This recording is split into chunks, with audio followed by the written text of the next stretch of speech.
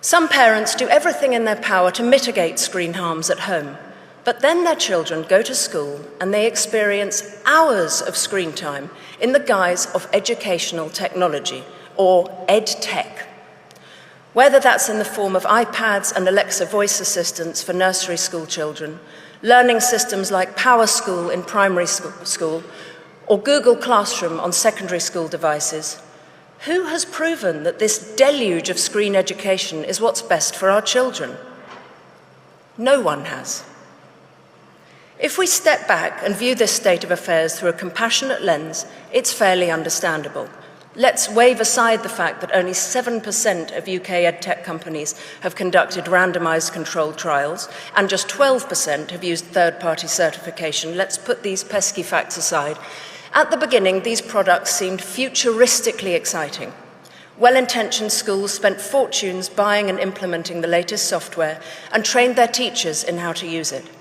And some of the tools, like no more marking, have been helpful for teachers. But now we have better data on how tech is impacting pupils, so we must press pause and, in many cases, rewind.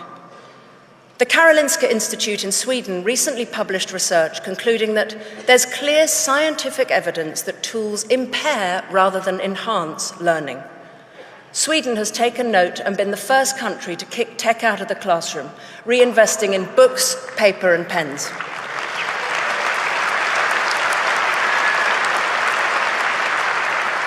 They had the courage to admit that EdTech was a failed experiment. Bill Gates himself said that devices have a lousy record in the classroom. Mark Zuckerberg went to a tech-free school in Boston. Steve Jobs didn't let his own children use iPads. UNESCO says moderation should be the key word relating to classroom tech use. The OECD found that most EdTech has not delivered the academic benefits once promised, and that students who use computers very frequently at school do a lot worse in most learning outcomes. Global test scores in maths, science, and reading are plummeting.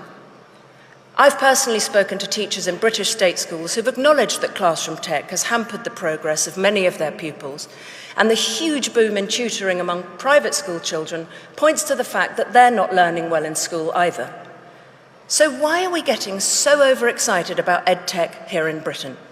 Why are we outsourcing executive function skills to a computer? Why are we allowing exam boards to take every subject online by 2030? All the emerging research generate a pulling up of the drawbridge rather than the open-armed embrace that we're seeing.